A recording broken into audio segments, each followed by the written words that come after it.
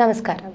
തെക്കൻ കേരളത്തിൽ മഴ കനക്കുന്ന സാഹചര്യത്തിൽ പുതുക്കിയ കാലാവസ്ഥാ മുന്നറിയിപ്പ് പുറപ്പെടുവിച്ചിരിക്കുകയാണ് കേന്ദ്ര കാലാവസ്ഥാ വകുപ്പ്. അടുത്ത 3 മണിക്കൂറിലേക്ക് 6 ജില്ലകളിലാണ് ഓറഞ്ച് അലർട്ട് പ്രഖ്യാപിച്ചത്. ജില്ലകളിൽ ശക്തമായ കാറ്റിനും മഴയ്ക്കും സാധ്യതയുണ്ട്. തിരുവനന്തപുരം, കൊല്ലം, പത്തനംതിട്ട, ആലപ്പുഴ, കോട്ടയം, ഇടുക്കി തുടങ്ങിയ ജില്ലകളിലാണ് ഓറഞ്ച് അലർട്ട് പ്രഖ്യാപിച്ചത്. ഈ ജില്ലകൾ ഒറ്റപ്പെട്ടയിടങ്ങളിൽ ഇടിമിന്നലോടുകൂടിയ ഇടത്തരം മഴയ്ക്കും മണിക്കൂറിൽ 50 കിലോമീറ്റർ വരെ വേഗതയിൽ ശക്തമായ കാറ്റിനും സാധ്യതയുണ്ട്. മറ്റെല്ലാ ജില്ലകളിലും ഒറ്റപ്പെട്ടയിടങ്ങളിൽ നേരിയ മഴയ്ക്കും സാധ്യതയുണ്ടെന്നാണ് കേന്ദ്ര കാലാവസ്ഥാ വകുപ്പ് അറിയിക്കുന്നത്. അറബിക്കടലിൽ ലക്ഷദ്വീപിനും കേരളത്തിനുമിടയിൽ ന്യൂനമർദ്ദം രൂപപ്പെടും. ഇത് കേരളത്തിൽ ഉടനീളം ശക്തമായ മഴയ്ക്ക് കാരണമാകും. തെക്ക് കിഴക്കൻ അറബിക്കടലിൽ സമുദ്രനിരപ്പിൽ നിന്ന് 5.8 കിലോമീറ്റർ ഉയരത്തിലായി രൂപപ്പെട്ട അന്തരീക്ഷ ചുഴിയാണ് ഞായറാഴ്ച, അതായത് ഒക്ടോബർ 19 ന്യൂനമർദ്ദമാവുക.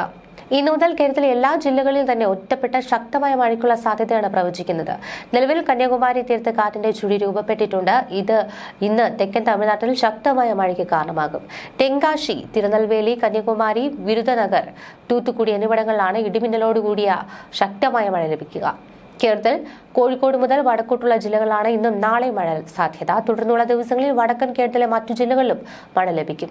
ശക്തമായ മഴ സാധ്യതയെ തുടർന്ന് കേന്ദ്ര കാലാവസ്ഥാ വകുപ്പ് ഇന്ന് 2 ജില്ലകളിലാണ് ഓറഞ്ച് അലർട്ട് നൽകിയിട്ടുള്ളത്. കോട്ടയം, ഇടുക്കി ജില്ലകളാണ് ഓറഞ്ച് അലർട്ട്. കഴിഞ്ഞ ദിവസങ്ങളിൽ ശക്തമായ മഴ പെയ്ത തെക്കൻ കേരളത്തിലെ തിരുവനന്തപുരം, കൊല്ലം, ആലപ്പുഴ, പത്തനംതിട്ട ജില്ലകളിലും മധ്യ കേരളത്തിലെ തൃശൂർ, എറണാകുളം ജില്ലകളിലും മഞ്ഞ അലർട്ട് പ്രഖ്യാപിച്ചു. തെക്കൻ മധ്യ ജില്ലകളിൽ നിന്ന് മേഘാവൃതമായ അന്തരീക്ഷവും ഒറ്റപ്പെട്ട മഴയും വടക്കൻ കേരളത്തിൽ ഭാഗികമായ മേഘാവൃതമായ വെയിലുമാണ് ഇത്തരത്തിൽ പ്രവചിക്കുന്നത്.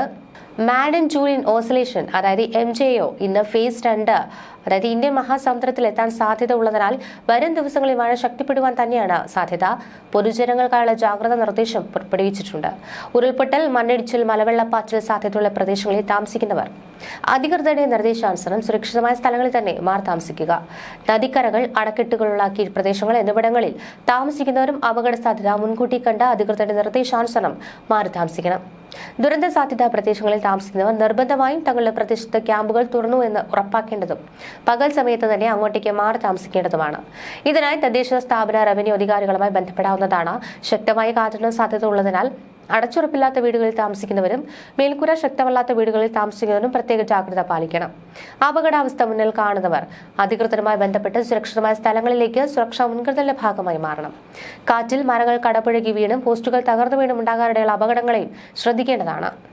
ശക്തമായ മഴ പെയ്യുന്ന സാഹചര്യത്തിൽ ഒരു കാരണവശാലും നദികൾ മുറിച്ചു കടക്കുവാനോ നദികളിലോ മറ്റു ജലാശയങ്ങളിലോ കുളിക്കുവാനോ മീൻ പിടിക്കുവാനോ മറ്റാവശ്യങ്ങൾക്കോ ഇറങ്ങാൻ പാടുള്ളതല്ല. ജലാശയങ്ങൾക്ക് മുകളിലെ മേൽപ്പാലങ്ങളിൽ കയറി കാഴ്ച കാണുകയോ സെൽഫി എടുക്കുകയോ കൂട്ടം കൂടി നിൽക്കുകയോ ചെയ്യാൻ പാടില്ല. മഴ ശക്തമാകുന്ന അവസരങ്ങളിൽ അത്യാവശ്യമല്ലാത്ത യാത്രകൾ പൂർണ്ണമായും ഒഴിവാക്കുക. വെള്ളച്ചാട്ടങ്ങൾ, ജലാശയങ്ങൾ, മലയോര മേഖലകൾ എന്നിവിടങ്ങളിലേക്കുള്ള വിനോദയാത്രകൾ മഴ മുന്നറിയിപ്പ് മാറുന്നതുവരെ പൂർണ്ണമായും ഒഴിവാക്കണം. ജലാശയങ്ങളോട് ചേർന്ന റോഡുകളിലൂടെയുള്ള യാത്രകളിൽ പ്രത്യേക ജാഗ്രത പാലിക്കുക. അറ്റകുറ്റപ്പണികൾ നടക്കുന്ന റോഡുകളിലും ജാഗ്രത പാലിക്കുക. അതിശക്തമായ മഴയുണ്ടാകുന്ന സാഹചര്യത്തിൽ റോഡ് അപകടങ്ങൾ വർദ്ധിക്കാൻ സാധ്യത മുന്നിൽ കാണണം. ജലാശയങ്ങൾ കരകവിഞ്ഞൊഴുകുന്നതിനിടയിൽ വാഹനം ഓടിക്കാൻ ശ്രമിക്കരുത്. സ്വകാര്യ പൊതുയിടങ്ങളിൽ അപകടാവസ്ഥയിൽ നിൽക്കുന്ന മരങ്ങൾ, പോസ്റ്റുകൾ, ബോർഡുകൾ, മതിലുകൾ തുടങ്ങിയവ സുരക്ഷിതമാക്കണം. മരങ്ങൾ കോതി ഒതുക്കുകയും ചെയ്യേണ്ടതാണ്. അപകടാവസ്ഥ കണ്ടാൽ അധികൃതരെ ശ്രദ്ധയിൽപ്പെടുത്തണം.